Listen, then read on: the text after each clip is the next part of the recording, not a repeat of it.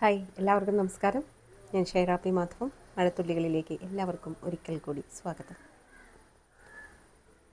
ഒന്ന് രണ്ട് കാര്യങ്ങൾ എനിക്ക് ഈ അടുത്ത കാലത്തായിട്ട് നമ്മുടെ മാധ്യമധർമ്മം എങ്ങോട്ടാണ് പോയിക്കൊണ്ടിരിക്കുന്നത് എന്നുള്ളൊരു ചിന്തയിൽ നിന്നാണ് ഇന്നത്തെ വിഷയം. മാധ്യമങ്ങൾ പലപ്പോഴും ശരിയായ രീതിയിലല്ല പ്രവർത്തിക്കുന്നത് എന്ന് നമുക്ക് കുറേ കാലങ്ങളായിട്ട് അറിയാം.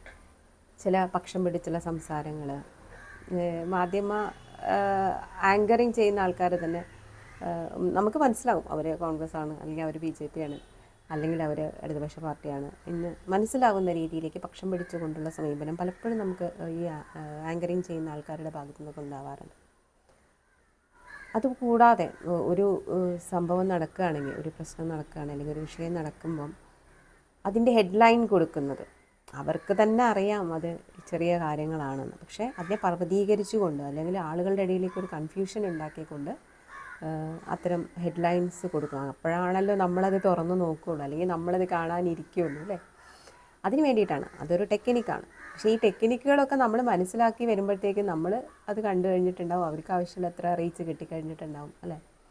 അങ്ങനെ കളവിലൂടെയുള്ള, അല്ലെങ്കിൽ എന്താ പറയുക, മാധ്യമ പ്രവർത്തനം എന്ന് പറയുന്ന രീതിയിലേക്കുള്ള കാര്യങ്ങളിലേക്കാണ് പലപ്പോഴും പോകുന്നത്. പിന്നെ ഒന്ന് രണ്ട് കാര്യങ്ങൾ ഞാൻ പറയാം. ഈ അടുത്ത കാലത്ത് നമുക്കറിയാം, ഒരു ജില്ലാ പാർട്ടിയുടെ CPM-ൻ്റെ ഒരു ജില്ലാ കമ്മിറ്റി മീറ്റിങ്ങിനിടെ നമ്മുടെ ചിന്താ ജെറോം ഒരു ബീർ കുടിച്ചു എന്നുള്ള വ്യാപകമായ പ്രചരണം നടക്കേണ്ടത്. ബീർ കുപ്പി കുടിക്കുന്നത് വെള്ളക്കുപ്പിയാണ് വെച്ചാൽ ഹരിത പ്രോട്ടോക്കോൾ നിയമപ്രകാരമാണ് പലപ്പോഴും നമ്മുടെ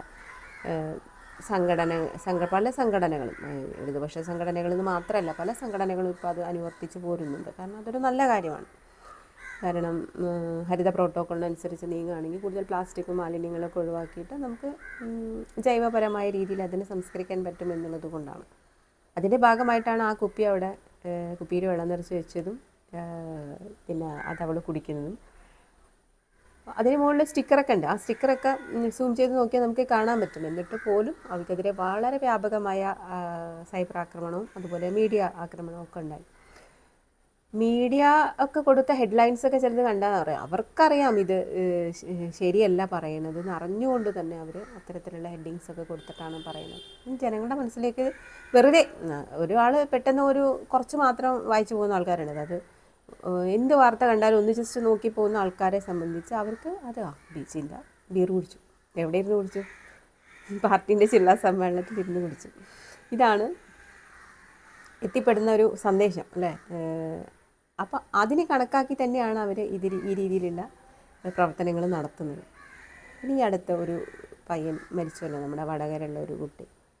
ആ കുട്ടി ഒരു വലിയ അസുഖമൊക്കെ മാറി അവൻ്റെ ജോലിയിലേക്ക് വ്യാപൃതനായ ഒരു സമയത്താണ് ഒരു കാറിൻ്റെ വീഡിയോ പ്രമോഷനുമായി ബന്ധപ്പെട്ടുള്ള ഒരു ഷൂട്ടിങ്ങിനിടെ ആ കുട്ടി മരിക്കുന്നത്. പക്ഷേ വന്ന ന്യൂസ് എന്തായിരുന്നു? റീൽസ് എടുക്കുന്നതിനിടെ യുവാവ് മരിച്ചു. എല്ലായിടത്തും വന്ന ന്യൂസ് ഫസ്റ്റ് അതാണ്. ഇപ്പോൾ കേൾക്കുന്നവരെന്താവോ ഇപ്പോൾ അങ്ങനെ വേണം, കുട്ടികൾക്ക് എന്ത് റീൽസ് എടുക്കുക, അഹമ്മദിയാണ് എന്ന് പറയുന്ന ഒരു രീതിയിലേക്കാണ് കാര്യങ്ങൾ പോകുന്നത്. പക്ഷേ ആ കുട്ടീൻ്റെ ജോലിയുടെ ഭാഗമായിട്ടാണ് ആ പയ്യൻ പാവം അവൻ്റെ വർക്ക് നടക്കുന്നത്. വളരെ പോസിറ്റീവായിട്ട് ചിന്തിച്ചതുകൊണ്ടായിരിക്കാം ഇത്രയും വലിയൊരു ഗുരുതരമായ അസുഖത്തിലൂടെ കടന്നു പോയിട്ടും അതിനെയൊക്കെ ഓവർകം ചെയ്ത് ആ കുട്ടി തൻ്റെ ജോലിയിലേക്ക് 20-ാമത്തെ വയസ്സിലെത്തി അത് കൃത്യമായിട്ട് ചെയ്യുന്നത്. എന്നിട്ട് പോലും ആ പയ്യനെ പറ്റി പറഞ്ഞത് ഈ രീതിയിലാണ്. ഇപ്പോൾ നമ്മുടെ മാധ്യമ പ്രവർത്തനത്തിൻ്റെ ചെറിയ രണ്ട് കാര്യങ്ങളാണ് ഞാനിവിടെ സൂചിപ്പിച്ചത്. ഇതിനോട് ഒരുപാട് കാര്യങ്ങൾ സൂചിപ്പിക്കാറുണ്ട്, പക്ഷേ ഞാൻ വളരെ ലൈറ്റായിട്ടുള്ള രണ്ട് കാര്യങ്ങൾ മാത്രം സൂചിപ്പിക്കുകയാണ്. ഞാനിതിവിടെ നിങ്ങളോട് പറഞ്ഞ എന്താ വെച്ചാൽ, ഒരു മാധ്യമ പ്രവർത്തകനെയും വിശ്വസിക്കേണ്ട. അവർ പറയുന്ന കാര്യങ്ങൾ സത്യസന്ധമാണോ എന്ന് നിങ്ങൾക്ക് അറിയണമെങ്കിൽ നിങ്ങൾ പല പേപ്പറുകളും വായിക്കേണ്ടി വരും, പല മാധ്യമങ്ങളും കാണേണ്ടി വരും. നിങ്ങൾ നിങ്ങളുടേതായിട്ടുള്ള ഒരു അഭിപ്രായത്തിൽ അവസാനം എത്തിച്ചേരേണ്ടി വരും. അതിൻ്റെ ശരി എന്താണെന്ന് നിങ്ങൾ തന്നെ അന്വേഷിച്ച് പോകേണ്ടി വരും. കാരണം ഓരോരുത്തരും മാധ്യമ പ്രവർത്തകനായിക്കൊണ്ട് പോവുകയാണ്. ഒപ്പം പിടിച്ചു നിൽക്കണമെങ്കിൽ അതായത് ശരിയായിട്ടുള്ള മാധ്യമ പ്രവർത്തകർക്ക് ഇതുപോലുള്ള കള്ളങ്ങളും ഉടായ്പകളൊക്കെ ചെയ്യേണ്ടി വരും.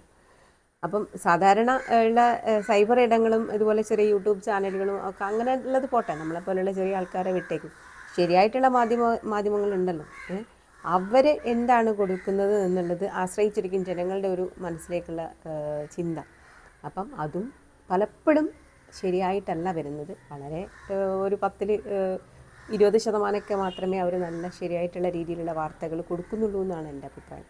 നിങ്ങൾക്കത് പരിശോധിച്ച് നോക്കിയാൽ കാണാം. അതുപോലെ ആങ്കറിങ് ചെയ്യുന്നവരെടുത്താലും അറിയാം, അവർ ശരിക്കും പക്ഷം ചേർന്നിട്ടാണ് എപ്പോഴും പറയും. എല്ലാവരും കൂടെ ആഞ്ഞടിച്ചിട്ട് എനിക്ക് തോന്നുന്നു പലപ്പോഴൊക്കെ ഇടതുപക്ഷത്തിന് എതിരെയാണോ എല്ലാവരും കൂടെ ഒരുമിച്ച് നിൽക്കുന്നതെന്ന് തോന്നും. ആണ്, പലപ്പോഴും നമുക്ക് ചാനലുകൾ കണ്ടിട്ടുണ്ടെങ്കിൽ അങ്ങനെയും തോന്നാറുണ്ട്. എന്തായാലും ഇലക്ഷനൊക്കെ വരികയാണ്. ഇനിയിപ്പം കുറച്ചും കൂടെ ആളുകൾ സ്ട്രോങ് ആയിട്ട് കാര്യങ്ങൾ മനസ്സിലാക്കേണ്ട ഒരു സ്ഥിതിവിശേഷത്തിലേക്കാണ് പോകുന്നത് എന്ന് ഞാൻ നിങ്ങളെ ഓർമ്മിപ്പിക്കുകയായിരുന്നു.